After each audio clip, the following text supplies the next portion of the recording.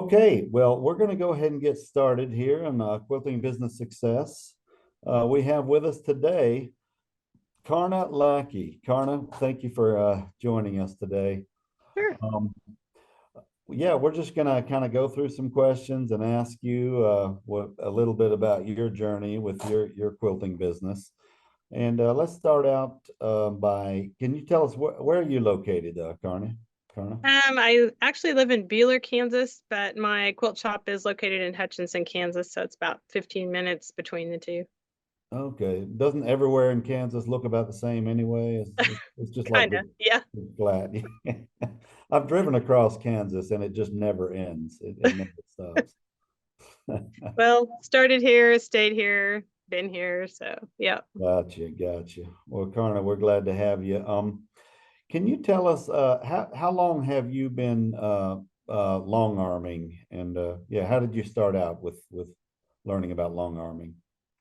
Well, I started quilting. I was teaching classes at our Bernina dealer, and I would teach machine quilting, and it just, it came apparent pretty obvious. If you get a very big quilt, it just wasn't fun wrestling that on a domestic machine.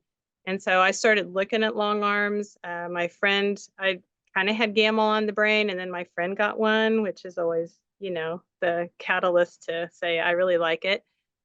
What really pulled the trigger for me was we went to the Houston Quilt Show, and the year that they came out with the purple machine, then I said it had to come home with me. So I called my husband and I said, it's now purple. And so I really feel like I need it. And he was like, oh, he's like, that's a big purchase. And I said, I know, but I said it'll work. And I didn't start out with a Statler. I just started with a plus machine. I've got an Optimum 30-inch. Okay. And So you had a plus, that, the size of it was the optimum yeah, machine. It was at the the hand time. guided plus machine. Okay.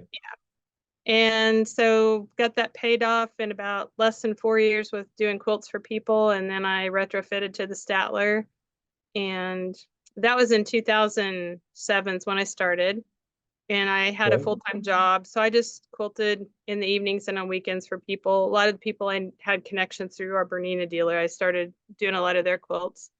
And then in 2018, our local quilt shop, the lady retired, and everybody's like, you should buy the quilt shop. It'll be fun.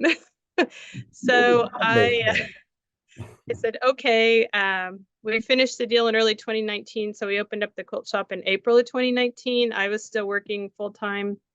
And then, of course, 2020 came with COVID and we got shut down and made it through that. And about 2.5 years of having the quilt shop, I retired from the other job and I'm here full time.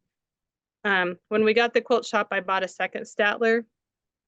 I found one on eBay. And the question I failed to ask was, where is it located? And it was in a basement.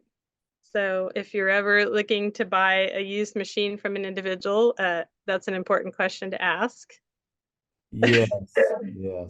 We went and moved it ourselves. It was in Colorado, so we took the trailer out there and brought it back. I thought I can do this because I have one to look at, figure out how to put it back together. So anyway, we have two. They're basically identical other than the used one I bought. It's the controller's a mod older than the one I got in '07. So Okay. Is it so what do you have? A mod G and a mod Mhm, E or mhm. F rather? Or My one I was able to upgrade to the Ascend, so whatever that one okay. is. And Okay. then the other one was too old to do that. So I've upgraded one of them to the Ascend. Okay. So let me get this clear. You you were working at a quilt shop and you decided to buy a Gammill.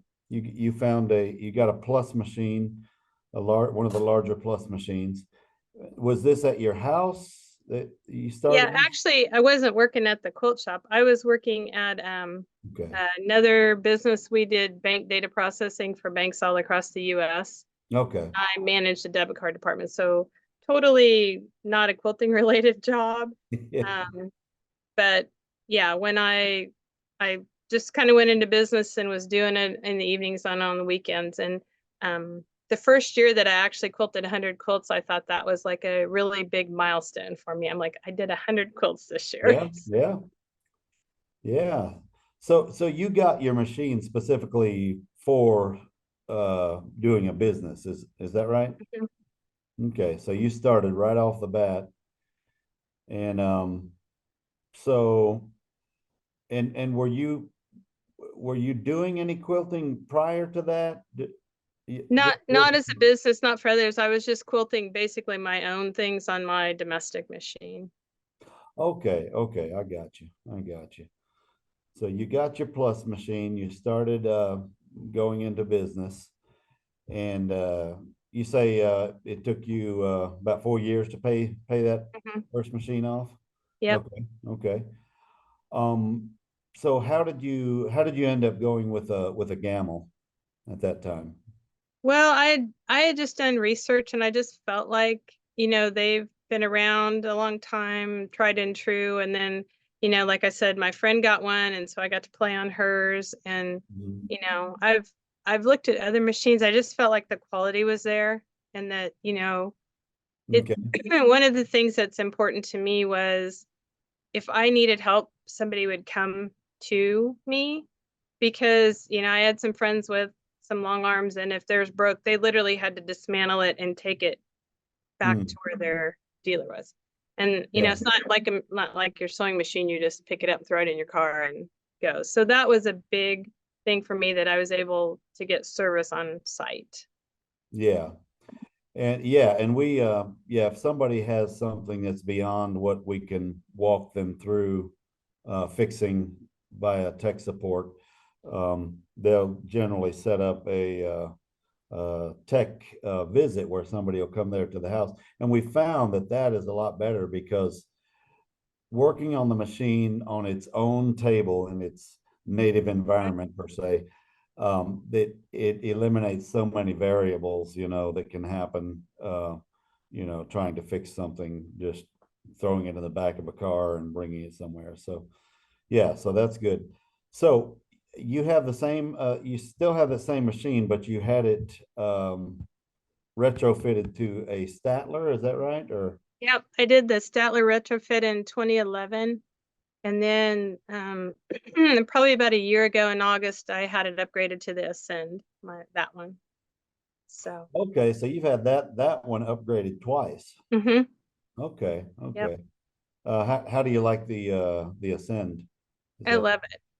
I mean, as for somebody that, I'm not paid till the quilt leaves, out the door, the quicker I can get them in and out, the better the day is. So, and, yeah, and yeah, there's still a few patterns that I will slow it back down for, because it just may have a little weird yeah. direction to it and it wobbles. So I'll slow it back down. But there's a lot of patterns I can run a lot faster than I can on my other machine. Yeah, yeah. In general, the Ascend, it has beefier motors and Mhm. belts, and for that reason, it can operate at a higher speed with with better accuracy, even than the previous Ascend. And but yeah, there's some patterns on there that when you're doing a whole bunch of dog legs Mhm. and stuff, you can't go full speed, because yeah, it'll mess the pattern up a little bit, even at that top speed. So so 2011, you upgraded to a Statler. When did you have the Ascend done?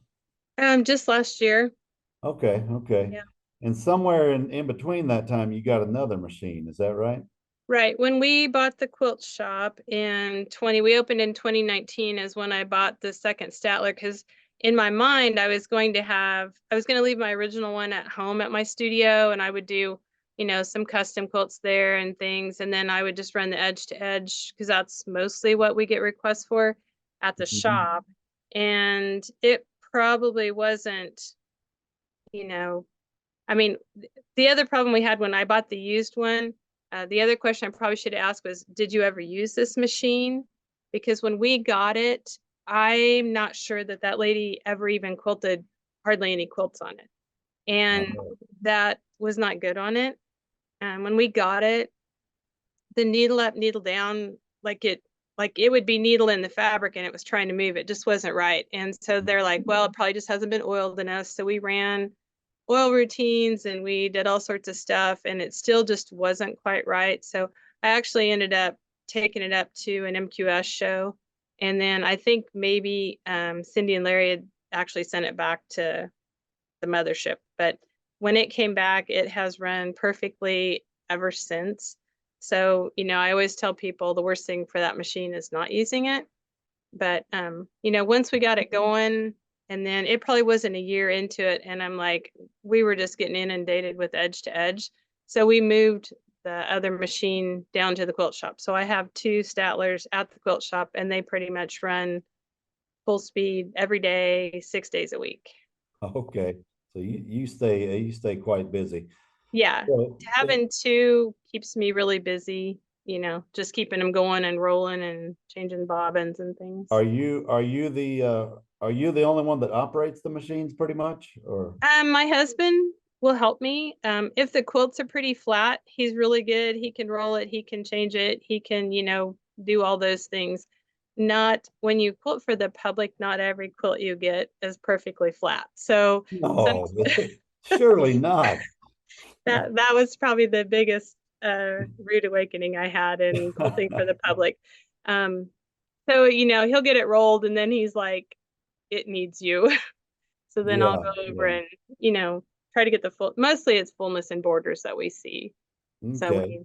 I get it tamed down and then it's good to go. And he measures, if he can get the quilts measured for me and get the bobbins wound, and get, we press the wide backs, it's just a continuous nonstop motion. So I got you. So y'all have kind of learned to do the ballet of the two machines and yeah.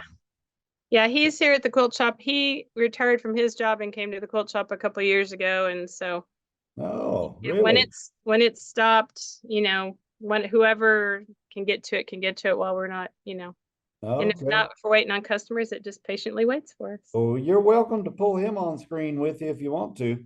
Oh shoot, it's at 5:30 is his going home Oh, he's time. gone. Okay. Okay. I wanted to revisit one thing. I don't remember if we talked about this before the show started. One of those machines that you purchased from somebody, it was like located in the basement of the person, and so you had to kind of that's one. You mentioned that's one thing that you probably, if you're buying one from somebody, you should Yeah, you should know ask. where the Yeah. thing is located. Yeah. And I mean, yeah, it was in the basement, so we had to take it down a lot further than what I'd planned on taking it down because we had a trailer big enough that I You could had to have just put, disassemble it more than you yeah, normally more would. than I thought. So, and I've had a lady call me and she was a friend was gonna sell her one and she said, I called Gammill and they gave me a price to move it. And I said, whatever it is, it's worth it.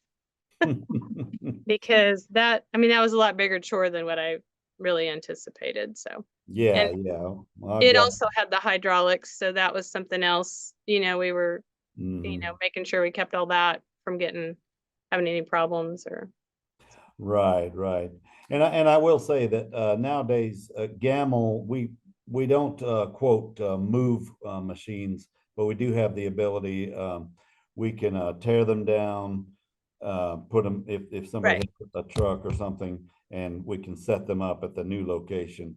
So you could and they can call us or contact us anytime on gammill.com. Just contact us if you have a machine that needs to be moved or whatever. We can tell you what we have available there. Um, okay, so you've got these two machines. Tell me what year you got the second machine again. 2019. Okay, okay. So, all right, when you first started out this business, did you know if there was enough business in your area to support what you were wanting to do, or what's the Um, story with that? I won't say I researched that heavily because I just really wanted one really bad. So I knew a lot of the people, like I said, I taught at the Bernina dealership and I knew a lot of them had quilts. Uh-huh. Some of them were taking them out of town. So I thought, well, for me, it'll be closer. Yeah. And I think, when I first started, there was more people maybe that did it. And then what I've found, like locally, it seems like a lot of the people that would do it for customers, once they got their machine paid off, they're like, it's, I don't have to do it for a business anymore. I can just quilt my quilts on it. So Mm, we saw a lot of people that did do it, and then they're like not taking customer quilts anymore. So gotcha. So in your first few years, you were doing only hand guided, is that right? yeah, pantographs, basically, yeah. Okay. And when I first got the machine, and they came out and set it up, and I felt like I was pretty confident on my domestic machine. Like, this is going to be a cakewalk in the park for me. This is no big deal. And the pantograph he picked for us to start with was an extremely symmetrical one. It like had loops and it was very symmetrical. And so he waltzes across there and it looks great. And then I waltzed across there and I was like, holy cow, what did I just do? Because I've never seen anything look so bad in my entire life. So, it wasn't just like a straight transfer. It was basically relearning, The that learning skill and curve. the muscle movement. You're moving the machine and not the fabric. So I know it just takes practice. We had a lot of people that do donation quilts, and they were willing to let me do them, for free or at a really reduced rate when I first started to get my feet kind of Mhm. underneath me. So Yeah. that So helped. you had a little bit of a learning curve there. Yeah, Mm, more than I thought I was going to have. gotcha. And I will tell people that are watching the podcast, if you purchase a Gammill machine from us, whether it be a pre-loved machine or a new one, it does come with new owner training videos, and there's all of that is available to you. So But I think so that's a lot easier now than when I started, because when I got it, I had my Linda Taylor DVD and my notes, and there wasn't YouTube, there wasn't Facebook. And so we went to MQS or Sugar and got training. And then other than that, you didn't really have the knowledge that you have out there now that can help you basically 24 hours a day in some cases. So, yeah, it's at your finger. It's a totally different world now, isn't it, Karna? mhm. Yeah, absolutely. All right. So 2011, you had is that when you had the Statler? Yep. Okay. So, tell us a little bit about that. Tell us about switching from, did you go completely from doing hand guided to all edge to edge, and tell us what that was like for you, and just kind of tell us a little bit about that period when you changed to the Statler. Well, it was kind of life changing. I mean, I pretty much switched, to doing the computerized edge to edge, or, custom quilting. I like custom quilting, but I'm the OCD person that likes everything to be exactly symmetrical, and having that Statler allowed me to do that. Um, so other than like a lot of times, like if I'm background filling or things like that, I'll just do it hand guided because I think that's faster for me than doing fills and trims and things like that. But I didn't look back. I hit that computer and hit it pretty hard. Um, the one thing I always find interesting is, you always think you're a pretty good piecer, right? And so Mhm. you've got all these shapes on a quilt, and then you set your pattern to it and you think, well, it's going to fit the next 12 shapes. And then you're like, well, not quite. But that's what's so awesome about Creative Studio is, you can just tweak that pattern just to fit right in that pattern, so it makes you look like you are a perfect piecer. Yeah, gotcha. So yeah, so you've got kind of the best of both worlds. You started out doing nothing but hand guided, and then you got a Statler. And there's different schools of thought out there. There's some of the old timers that, if you're doing computerized, you ain't doing real quilting, and there's both sides. But let me ask you, um, so the job that you had before, that's, you're not doing anything else right now, is that right? Right. Nope. Just the quilt shop. I retired from after 38 years in the corporate world. I retired and just came to the quilt shop. So Nice. And about how many hours a week do you spend quilting for other people these days? A lot. Literally, I mean, literally we're open 10 to 5:30 Monday through Friday and 10 to 4 on Saturdays, but I'm usually here by 9 and those machines are fired up. And if we get behind, I don't like it. So, because we have about a 3 to 5 day turnaround on quilts. Three to And five so, days. yep, they Wow. they bring them in, and sometimes they're getting a call the next day. But if I get too far behind, then I'm working in the evenings, or if it's really bad, I'll work on a Sunday. But I mean, for us, I think quality and turnaround time is what's really increased our business. Just Wow, that's pretty impressive. So way. someone brings a quilt to you, and within 3 to 5 days, they're coming to pick it up. Mhm. Wow, Yep. that's And nice. I mean, a lot of people that bring in quilts, they don't necessarily have a time frame. They're like, I'm not in any hurry for it. So if Mhm. we do, we've had some people call us and say, I'm coming to Hutchinson on this day. If I bring it, can I have it the same day? So, if it's not Gotcha, a ginormous quilt, I usually will say yes. gotcha. So do you still do any custom quilting, or is it all edge to edge now? Our edge to edge is just so crazy. I just don't have time for that. I mean, that quilt stays on that frame a long time, a week or Mhm. 2 weeks. And yeah, the machine's doing those things, but you're programming each individual section. And I'm a stitch in the ditcher. I believe in that on a custom quilt. That takes Mhm. time. And the amount of edge to edge quilts I can send through here in that time frame, the what I need per square inch on a custom, people just won't pay it. So Gotcha, gotcha. What what do you charge for? Do you charge by the square inch, or how? mhm, 2 cents is kind of the going rate in our area. Okay, okay.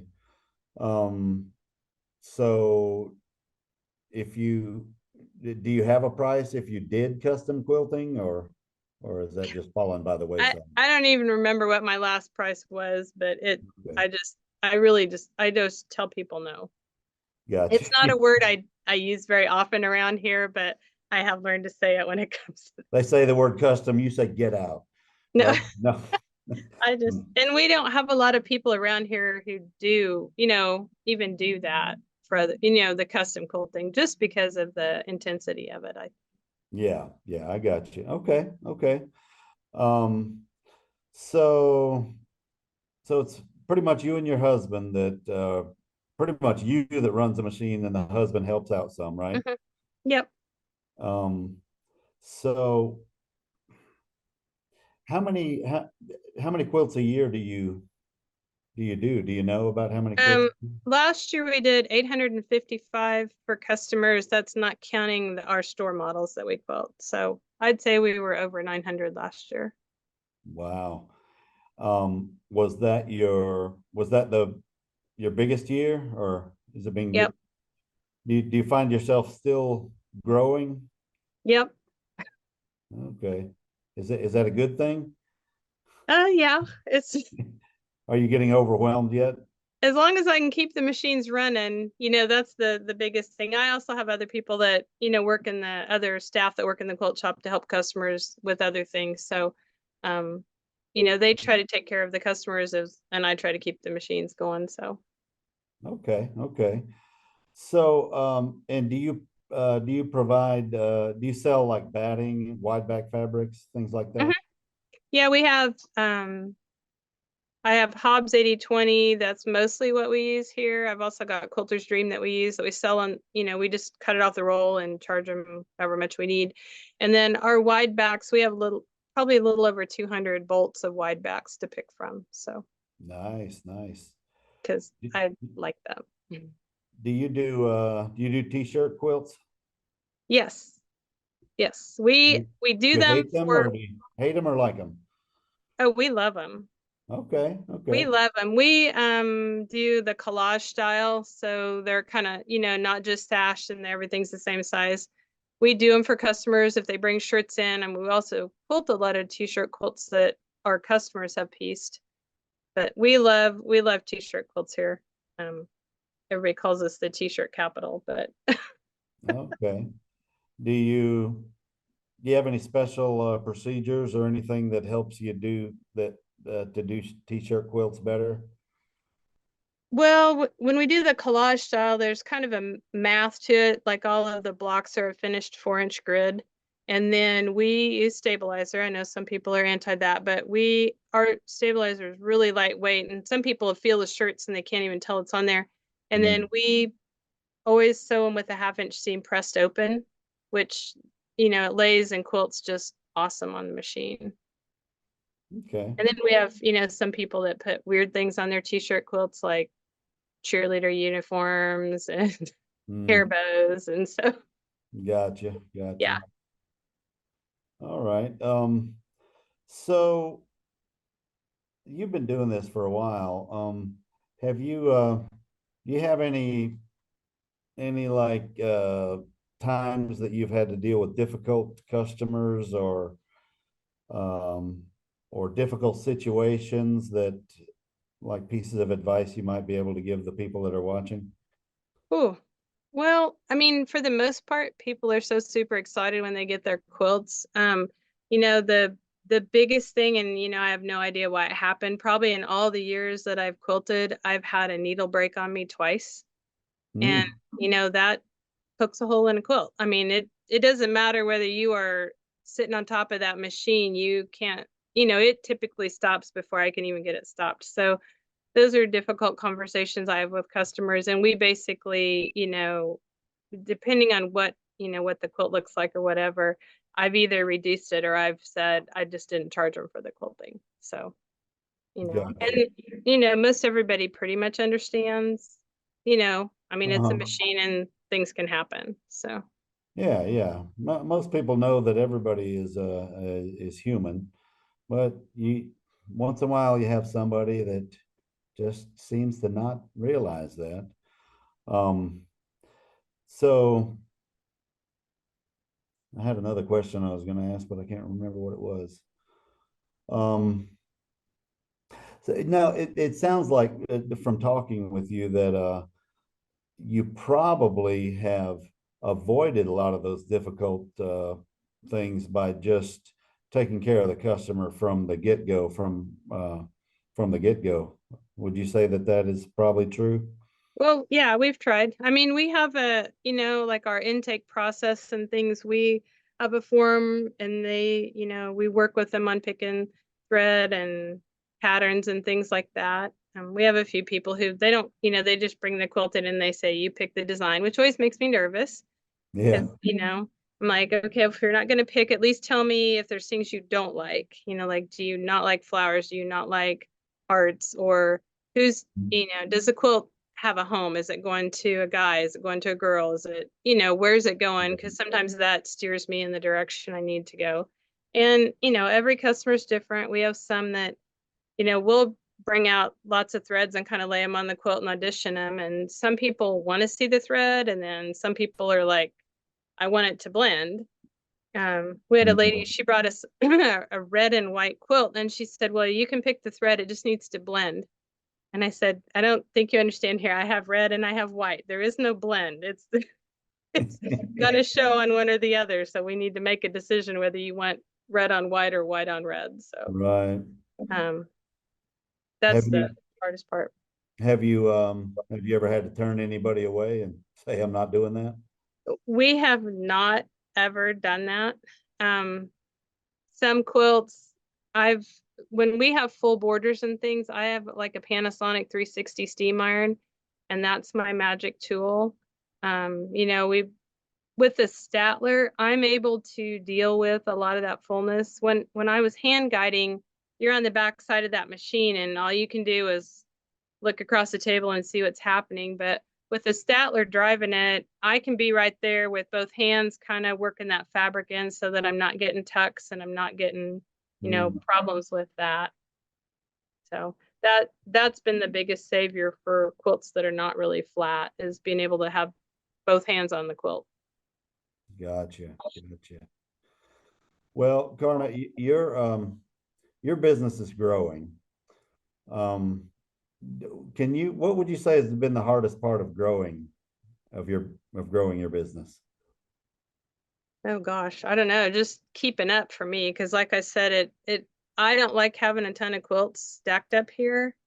I always worry, I just worry about people's quilts, like if something happened. And so the hardest part for me has just been keeping up. And, if I have them quilted and I call them and they choose not to come get them, then that's kind of on Yeah. their side. But when I quilted at home, we would go camping a lot on the weekends, and I was always paranoid in the middle of Kansas. The tornado comes at your house and you're not there.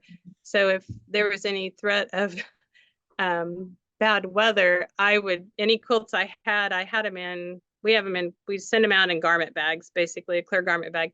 So I Uh-huh. would put them in the garment bag and I would kind of fold them up and I would put them in my washer and dryer in the basement of our house till I got back home from camping. Because I thought if the tornado hit my house, maybe the washer and dryer might save the quilt.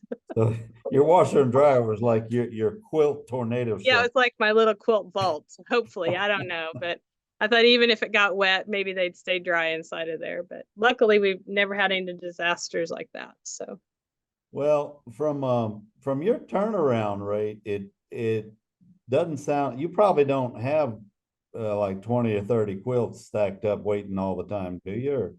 no, no, Wow. no. We Constantly had, talking to people that have 20, 30, 40, 50 quilts stacked up waiting. yeah, that would make me nervous. We had, I think, 29. So this in January when we had super cold weather, and it was really dry and staticky. I did not get myself grounded before I touched my machine, and I zapped it, and I zapped the board in the controller. So I Mm. was down, till they were able to come service that. We still had one machine, but we didn't have two. And I think we were down like 30 quilts, and that just about sent me over the edge. You just about lost your mind during that Yes. time, I was like, we gotta quilt, gotta get quilting here. So huh? Okay. So so so how do you keep that quick of a turnaround going? I mean, I know there's a lot of people watching right now that have businesses and say I don't I can't keep up with that. How do you keep such a good quick turnaround?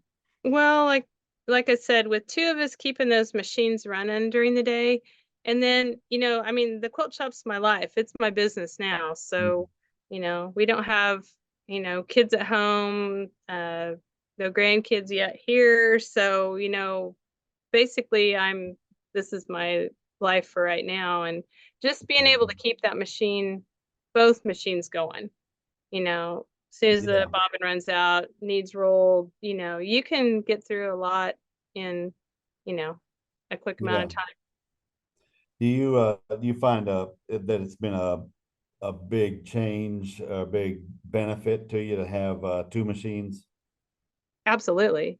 Yeah, because when we were back down to one, in January and February, it was not good. Um, I I always joke about I need another one, but I don't know that that would really benefit me, because I don't know that the one or two of us can really keep three of them going efficiently. There's no point in having three if one's sitting there waiting on things. So we Gotcha. have them, both of our machines are up front in the quilt shop. So, they're not in the back room when customers come in. They're right there and they see them running. So, Awesome, awesome. And I probably don't need to ask this, but who's been your biggest cheerleader and support system? well, my husband, because he was like, we got to figure out how to get this paid for. So it's not so much that he's a cheerleader. He just says we got to get this thing paid for. No, he's always very supportive of me. I mean, like I said, when I made the phone call and I said it's purple and I really want to bring it home, and he's like, okay. So, So, but and between the two of you, who is the how shall I say this? Who's the biggest slave driver? Who's the biggest boss? oh, by far Okay. yeah, I'm always like the machines, like if and I don't know if it's just like a sense thing, like no matter where I am, I can hear.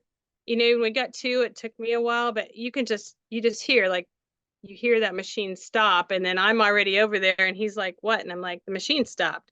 And they always laugh at me because, like, if for some reason, if it breaks a thread, like I'm like, like even before the machine stops, sometimes I've just grown to listen to him that much. Yeah, So yeah. You know those machines. Um, I have Ruth is asking a question here, Karna. Says, do you have a limit on the number of quilt tops that a customer can bring in at one time? no, so we're kind of in the middle of Kansas, and we, get some traffic from a ways away. So they have to drive a ways. And, they'll be, I have one gal, sometimes she'll bring me 5 at a time. So as long as, your credit card or your checkbook can pay for them, I don't really care how many you bring me. Gotcha, gotcha. Well, Karna, you had a whole career in professional life, and and you've been doing this. You've got a good cross section. You've done this for a number of years now. Um, how would you compare the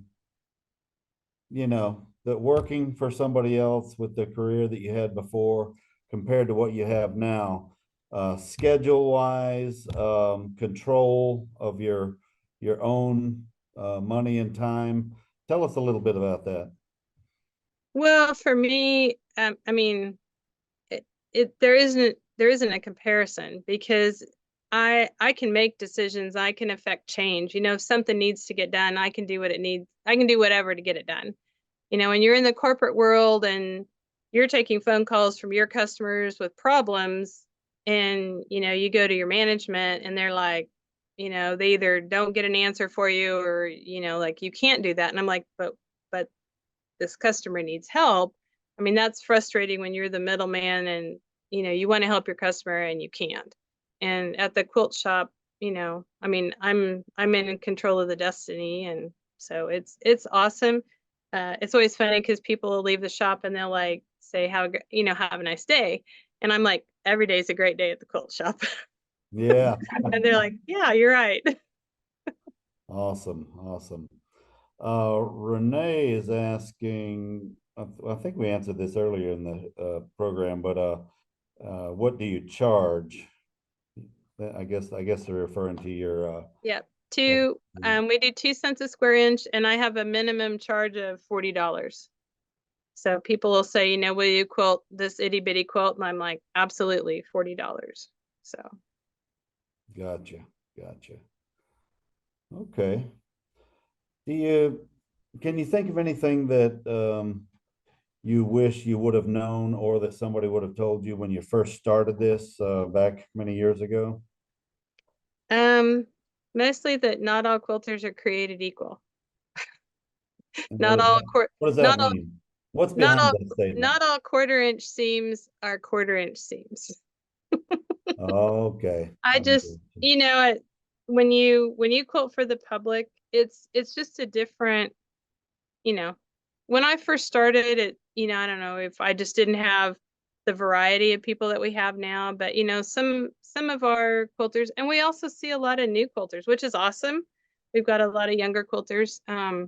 A lot of them are self-taught from YouTube and things like that. And, Yep, yep. there's, and some people are happy, they're like so excited they made this quilt. And I'm like, okay, but one side's, 83 inches and the other side's 73 inches. So no, it's not that bad. But I think that's the hardest thing, is trying to figure out. And people are always worried. They bring their quilt in and they're like, well, don't look at this, or I did this. And I said, I'm not the quilt police. I'm here to quilt your quilt. I'm not a Yep. judge. This isn't a show. My job is to get your quilt quilted for you. So Mhm. I think, that's, probably the hardest thing, is just reassuring, especially newer quilters, that it's okay.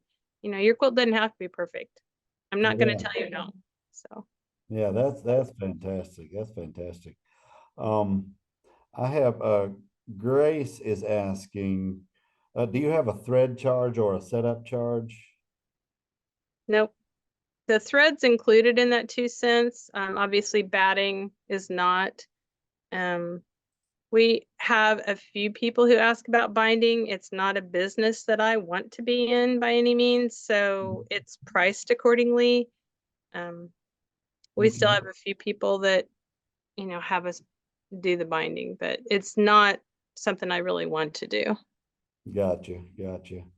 Marnie is asking, I guess she was listening to the 83 inches on one side and 73. Said if you receive a quilt which the seams are not consistent or joined together, do you talk with them and tell them the quilt will be quilted as the seams are? Do you understand what she's asking there? Well, like when we take in a quilt, I don't measure it, like if we'll kind of rough measure it or fold it in quarters so that I know how much I need like for a wide back or things like that. I don't ever measure quilts in front of customers because I think that makes them feel like, if it's not square, then that makes them feel bad. We Oh, just deal with it on the backside. Um, if like a lot of times we'll have to press that top because I'm not sure it ever got to visit an iron in the process of creation. But if I find an open seam or something like that before I load it on my machine, I'll just try to fix it the best I can. I'll just take it to my machine and seam it or whatever. And I don't charge people for that. Um, if if I don't find it until it's on the machine and it's halfway quilted, I will try to, fold it over as best I can and make sure that I get through the stitching and then I pin a note on it and I just say, put a little arrow and says open seam, you'll need to hand sew this shut. So okay, okay. that's I like it better when I find it before the machine finds it because sometimes it's not as gentle. The spoon foot has helped that a lot. Before I got the spoon foot, it had a tendency to want to get in any open seams more. So that's Yeah, helped. gotcha, gotcha. Okay. You sound like you enjoy your career that you have I now. do. I do. That's what everybody that comes in the quilt shop, they're usually happy to be here. And I mean, it's fun. We had to kind of make a turnaround because the shop prior maybe had, you know, not as friendly a reputation as it probably should have, which I didn't really realize. But we have a great bunch of people that work here, and that's I always people are appreciative of the help they receive, and I always just say, well, you can buy fabric in a lot of places, but you can't always buy service. So that's Yeah. our goal here is to try to provide, you know, excellent customer service to those people. How big a deal and how important do you think it is, the interaction that you have, the one-on-one interaction that you have with your customers? Oh, it's extremely important. Yeah. And like I'm the kind of person like when I'm shopping, I don't necessarily want help. And so, when people come in, we obviously greet them and try to help them and say, is there anything we can help you find? And, some customers are like, nope, I'm looking on my own. And so, we kind of let them go. But, we have other customers. Jeff kind of really has them spoiled, my husband, because they'll bring the quilt in or they'll bring the panel in and then they just stand at the counter and he goes and brings bolts up to them. They don't even have to walk around the shop. So Nice, nice. he wasn't too sure when he first started. He's like, nobody's gonna want to talk to a guy in a quilt shop. I'm like, yes, they will. It'll be fine. I said, you're Oh, yeah. probably less intimidating than, some of us that have quilted for a longer time, especially for, newer quilters. And yeah, he's kind of got his own following. There's people that just come in and they ask for him now. So the rest of us are just, okay, we're here to help.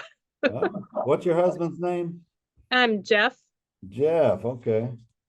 So they can ask for Jeff when they come up there. Oh yeah, he's kind of got his own set of groupies just because like I said, I feel like it's in the big fashion stores in New York, you just sit there and they bring you all the clothes and garments and you can just sit there and that's kind of the way he does for them. He Oh, brings them yeah. all, bolts of fabric up and what do you think about this? And he's really good with color. And I think that I've had some people say they walk in and they're like, I hope he doesn't wait on me. But then, because they're just not used to a guy in a quilt shop. Yeah. And once he helps them, they're like, a fan for life. So it's Yeah, awesome. yeah. Yeah. That's awesome. That's awesome. I feel like you're giving us a good little snapshot into your shop there, and I appreciate that. Well, listen, we're getting close to closing time of this program. Karna, um, so you started 2007, maybe 2006 with your machine. I bet you didn't envision what it would look like now today in 2024. But Yeah. the question I always ask at the end is, what advice would you give somebody who is thinking about or has started or is in the beginning stages of doing wanting to follow some of the path that you're doing? And do you think that in this day and age in 2024 that it is possible? Give us some of your Well, thoughts. I mean, don't ever give up. Just keep giving up. If you're just starting and you're like, I don't feel comfortable doing, um, you know, quilts for others. There's a lot of groups in town that do donation quilts. And, I'm sure they would love to have people quilt for them, and if you're willing to do it at a reduced price or a lower price just to get your feet wet and get under, kind of get the Uh-huh. hang of things, I think that's an awesome place to go. We see a ton of new quilters. I mean, our business hasn't slowed down as far as fabric, so I think there's a need out there for people. People love to piece, but quilting at home on your domestic, it's fine if you got little projects, but if you get a very big project, even with the bigger domestic machines, you're still wrestling. You got a lot to wrestle. And I teach free motion classes here, on your domestic, and people take the class and they're like, well, I'm just going to keep bringing them to you. So because that's, it's a skill, yes, your machine will do it, but it's a skill you have to learn as well. Mhm. Well, and it sounds like you have a good balance between the interpersonal relationship building and communication with people and the quality of doing the work. And it sounds like from everything that you've been telling me today that probably fits right in with your philosophy. Quality and turnaround time. That's Hmm. another thing that you have that is amazing. Yep. Turnaround time. Karna, before we go, the people that are watching, if somebody either wants to get in touch with you or see about becoming a Jeff groupie, um, how is there a place they can get in touch with you or find you? Yeah. I mean, we're online, sewintoquilts.com and it's SEWIN the number 2 quilts.com. We're online, we're on Facebook, and we have a brick and mortar store in Hutchinson, Kansas at 126 North Main in the historic Houston Whiteside building. So, Okay. Sewintoquilts.com. mhm, It's SEWIN the number 2 quilts.com, right? yep. All right. Tell us your address one more time. We're at 126 North Main in Hutchinson, Kansas. All right. Okay. Well, all you Jeff groupie wannabes, you pay attention to that. Jeff's there waiting for you. And Karna, it's been a pleasure talking to you. Thank you so much for joining us tonight. You bet. Thanks Um, for having me. all right. Well, I guess that wraps up another episode of Quilting Business Success. Karna, you have a good evening and happy quilting. And to Okay. all of our viewers, we will see you next week. Thank you very Thank much. you. Bye bye. Bye.